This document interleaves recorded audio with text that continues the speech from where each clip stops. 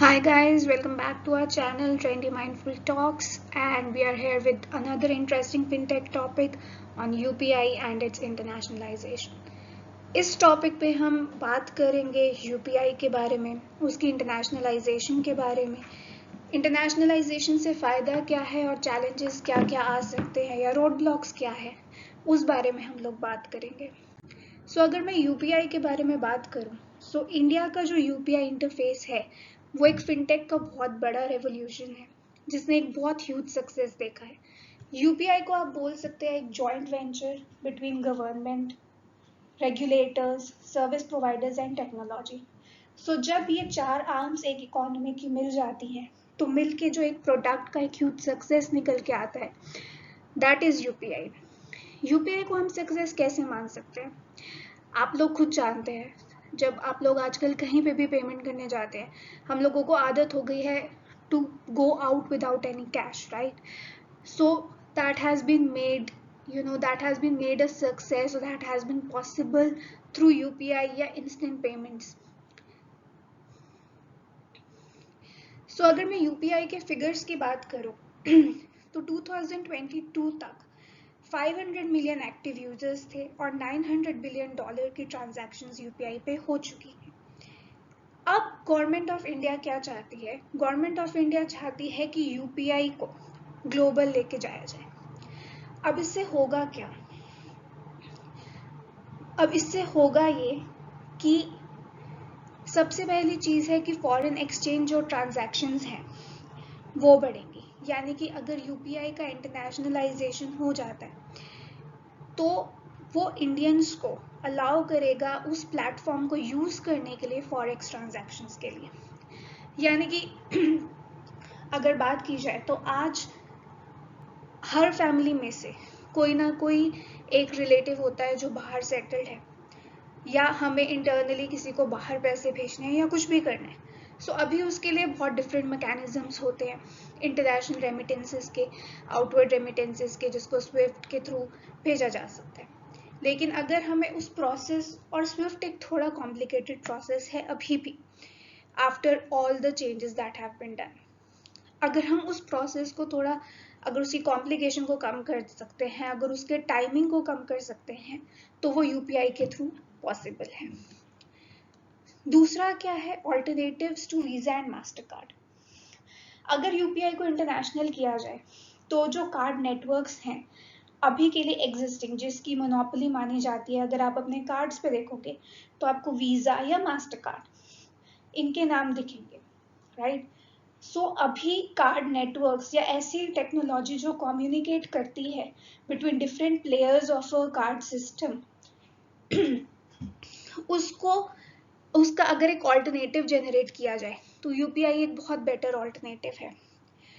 हाल ही में जो यूक्रेन और रशिया के बीच में वॉर चल रही है या जो भी कॉन्फ्लिक्ट्स चल रहे हैं, उस कॉन्फ्लिक्ट के बाद वीजा और मास्टर कार्ड को रशिया छोड़ना पड़ा। उस कॉन्फ्लिक्ट के बाद, या वीजा और मास्टर कार्ड ने जो ये रशिया को छोड़ा, तो उसके बाद बहुत सारी जो छोटी कंट्रीज हैं या जो डेवलपिंग कंट्रीज हैं वो रीइवैल्यूएट कर रही हैं कि उन्हें अपने पेमेंट सिस्टम्स की जो डिपेंडेंस है वो एक ही टाइप के या मोनोपोलिक वीजा और मास्टर कार्ड पे रखना है या नहीं रखना है। तीसरा जो फायदा होगा यूपीआई के इंटरनेशनलाइजेशन, ग्लोबलाइजेशन से, वो होगा फॉरेन रेमिटेंसेस का। लेट्स से कोई फॉरेन टूरिस्ट हैं जो इंडिया में आते हैं, instead of going through a long procedure of buying currency and everything, आप इंडिया में आए हैं, आप यूपीआई के थ्रू आप रियल टाइम पेमेंट्स कर सकते हैं, जिससे उन्हें भी ईज होगी और इंडिया में ऑब्वियसली फॉरेन इनवर्ड रेमिटेंस भी बढ़ेगा। ये कुछ रीजंस हैं जिनकी वजह से गवर्नमेंट चाहती है कि यूपीआई की इंटरनेशनलाइजेशन की जाए। अभी इसमें गवर्नमेंट कर क्या रही है? गवर्नमेंट एटलीस्ट 30 कंट्रीज के साथ टॉक्स में है फॉर डिप्लॉइंग अ फ्रेमवर्क जो कि सिमिलर होगा यूपीआई की तरह। ये स्टेटमेंट हमारे union minister, IT union minister के थ्रू दी गई है। अब बात तो हो गई कि यूपीआई का सक्सेस क्या है और ग्लोबलाइजेशन से क्या अचीव होगा, लेकिन क्या यूपीआई का जो इंडिया में सक्सेस हुआ है वो बाहर रेप्लिकेट करना उतना इजी है, या उसमें कुछ रोड ब्लॉक्स है? ऑब्वियसली उसमें बहुत सारे रोड ब्लॉक्स हैं। पहला रोड ब्लॉक है प्राइवेट सेक्टर स्केप्टिसिज्म का, यानी कि इंडिया में यूपीआई को एक बूस्ट देने के लिए जो मर्चेंट से चार्ज की जाती एक फीस है वो अभी ज़ीरो है, जबकि क्रेडिट कार्ड और डेबिट कार्ड नेटवर्क्स पे जो बैंक्स को है फीस बहुत हैवी मिलती है। तो अभी इकोनॉमिक्स में वायबल नहीं है। सो हो सकता है कि बाहर की कंट्रीज ये आइडिया वैलिडेट ना करें, क्योंकि ऑब्वियसली इकोनॉमिकली वायबल अभी नहीं है। क्योंकि अगर आपको एक नए पेमेंट सिस्टम को बूस्ट करना है और जो उनके मेन यूजर्स हैं उनको आपको कुछ ना कुछ एडवांटेज देना पड़ेगा। लेकिन अगर बैंक्स को, फिनटेक्स को और ऑलरेडी क्रेडिट या डेबिट कार्ड नेटवर्क्स से इतनी हेफ्टी कमीशंस मिलती हैं, तो ये एक रोड ब्लॉक हो सकता है कि यूपीआई के थ्रू अभी वो प्राइवेट सेक्टर बैंक्स एक्सेप्ट नहीं करें। नेक्स्ट है challenge similar systems already in place. So बहुत सारे डेवलपिंग कंट्रीज हैं, जैसे कि इंडोनेशिया की बात की जाए जहाँ पे मोबाइल वॉलेट्स ऑलरेडी पॉपुलर है। अगर मैं यूरोप की बात करूँ तो वहाँ पे वाइज, रेवोल्यूट, रेमिटली जैसी ऐसी एप्स हैं जो कस्टमर्स को हेल्प करती हैं for the real time mobile payments.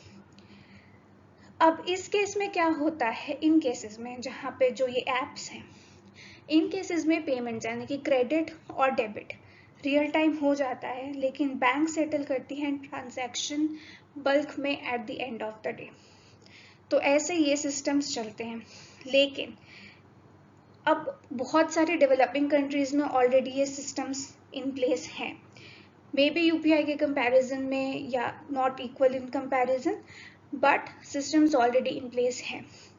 So depend करता है कि वहाँ के जो लोग हैं या वहाँ की जो रेगुलेटरी है वो यूपीआई को एक्सेप्ट करती है या नहीं करती है। बिकॉज अगर वो ऑलरेडी कुछ मोबाइल वॉलेट्स या मोबाइल ऐप्स यूज़ कर रहे हैं, सो people become comfortable in using a single app, a single payment system.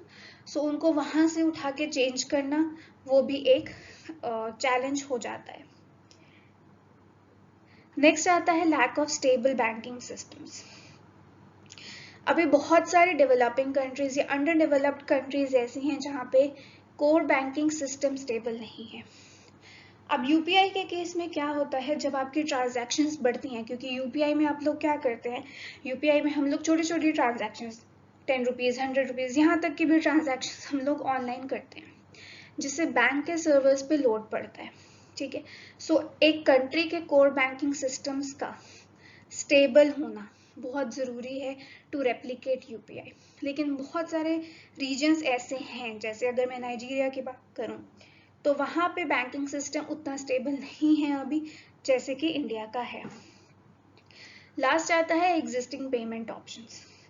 बहुत सारी कंट्रीज ऐसी हैं जहाँ पे मोबाइल वॉलेट्स पॉपुलर हैं, जैसे कि एम पैसा, जो कि पुअरर सेक्शंस के लिए काम करते हैं। अभी एम पैसा फेमस है नाइजीरिया में, जो कि पुअरर सेक्शन के लिए काम करता है, और वहीं पे मिडिल और जो रिच सेक्शन ऑफ सोसाइटी है उनके लिए again card, credit cards, debit cards, ये वाले सिस्टम्स आ जाते हैं।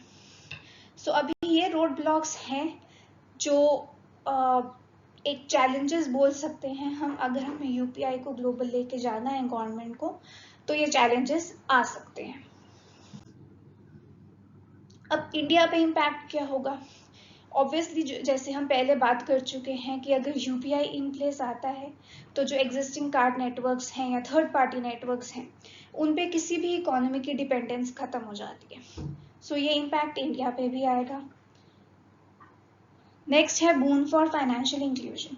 ऑब्वियसली जो मर्चेंट्स थे, पहले मर्चेंट्स कैश बल्क में ले लेते थे और उसके बाद वो हर ट्रांजैक्शन के लिए उसी कैश को यूज करते थे, but with UPI, with real time payment system coming in place, financial inclusion यानी कि जो मर्चेंट्स हैं जिनके पास कैश की उतनी अवेलेबिलिटी नहीं रहती है या जो बहुत छोटी ट्रांजैक्शंस करते हैं, उनको भी यूपीआई अपने एक फाइनेंशियली इंक्लूड कर लिया यूपीआई ने।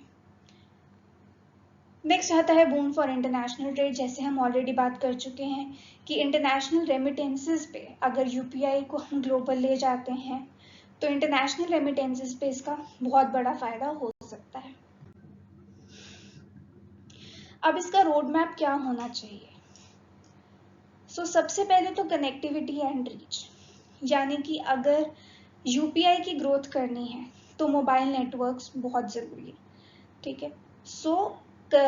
अगर हमें यूपीआई की ग्रोथ करनी है तो बेटर ऑनलाइन और mobile network connectivity across the country चाहिए होगी। लेकिन अभी बहुत सारे रूरल रीजन्स ऐसे हैं जहाँ पे मोबाइल कनेक्टिविटी या ऑनलाइन कनेक्टिविटी उतनी स्ट्रॉन्ग नहीं है। So this is the first point two work upon. Second आता है ग्रेटर सिक्योरिटी, यानी कि because this is an online payment system and because कि इसको हर टाइप की पॉपुलेशन यूज़ कर रही है, सो टू प्रिवेंट फ्रॉड्स, किसी भी तरह का फ्रॉड प्रिवेंट करने के लिए इसमें एक मल्टी फैक्टर ऑथेंटिकेशन यानी कि एआई बेस्ड एक फ्रॉड डिटेक्शन टेक्नोलॉजी आपको डिप्लॉय करनी चाहिए ताकि इसमें फ्रॉड्स बहुत कम से कम हो या फ्रॉड्स हो ही नहीं, और लोगों की जो ट्रस्ट फैक्टर है वो एक पेमेंट सिस्टम पे बना रहे। लास्ट आता है एक्सपेंशन ऑफ यूज केसेस। अभी यूपीआई जैसे कि मैंने कहा इकोनॉमिकली वायबल बैंक्स के लिए नहीं है।